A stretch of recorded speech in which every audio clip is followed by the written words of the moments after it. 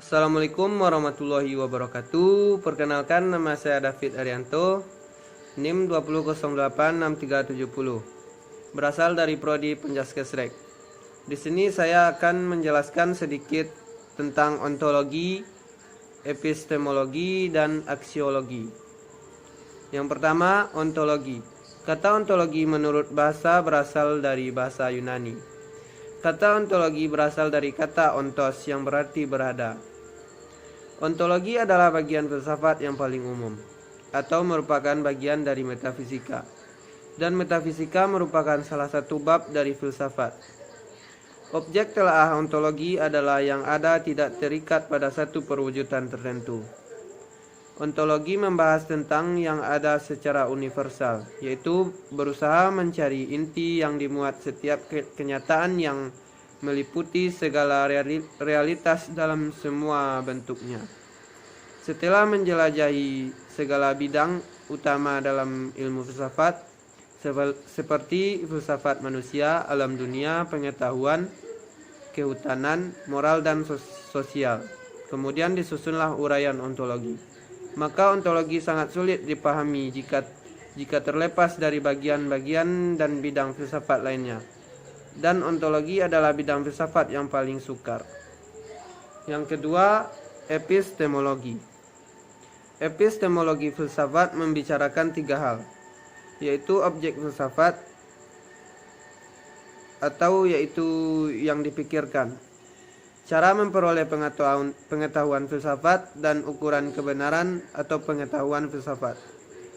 Istilah epistemologi di dalam bahasa Inggris dikenal juga dengan istilah Theory of Knowledge. Epistemologi berasal dari kata asal dari asal kata episteme dan logos.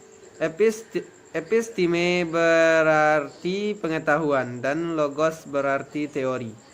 Dalam rumusan yang lebih rinci disebutkan bahwa epistemologi merupakan salah satu cabang filsafat yang mengkaji secara mendalam dan radikal tentang asal mula pengetahuan, struktur, metode, dan validitas pengetahuan. Epistemologi atau teori mengenai ilmu pengetahuan itu adalah inti sentral setiap pandangan dunia. Ia merupakan parameter yang bisa memetakan apa yang mungkin dan apa yang tidak mungkin menurut bidang-bidangnya. Apa yang mungkin diketahui dan harus diketahui. Apa yang mungkin diketahui tetapi lebih baik tidak usah diketahui. Dan apa yang sama sekali tidak mungkin diketahui.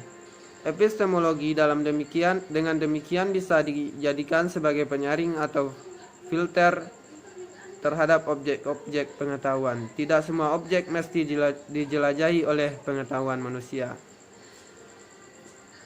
Yang ketiga, aksiologi. Kata aksiologi bukanlah kata asli dari bahasa Indonesia, melainkan berasal dari bahasa Yunani, yaitu aksion, yang berarti nilai dan tambahan dengan logos, yang berarti teori. Sehingga jika didefinisikan secara istilah, aksiologi merupakan suatu cabang ilmu filsafat yang mempelajari tentang hakikat, nilai, dan teori. Nilai yang dimaksud di sini adalah ide atau konsep tentang apa yang difikirkan manusia atau dianggap penting oleh manusia. Jadi aksiologi adalah aspek dalam ilmu filsafat yang membahas tentang nilai atau moral yang berlaku di dalam kehidupan manusia.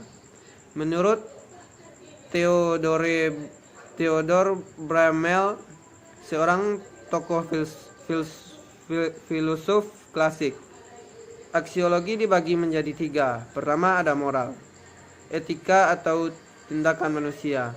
Peran utama aksiologi ini adalah memberi arah pada manusia untuk melakukan suatu tindakan yang lebih baik. Kedua adalah ekspresi keindahan.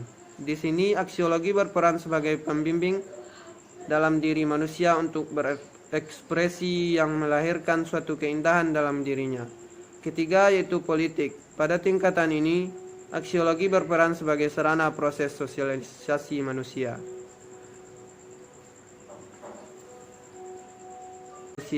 Peran utama aksiologi ini adalah memberi arah pada manusia untuk melakukan suatu tindakan yang lebih baik. Kedua adalah ekspresi keindahan. Di sini aksiologi berperan sebagai pembimbing dalam diri manusia untuk berekspresi yang melahirkan suatu keindahan dalam dirinya. Ketiga yaitu politik. Pada tingkatan ini, aksiologi berperan sebagai sarana proses sosialisasi manusia.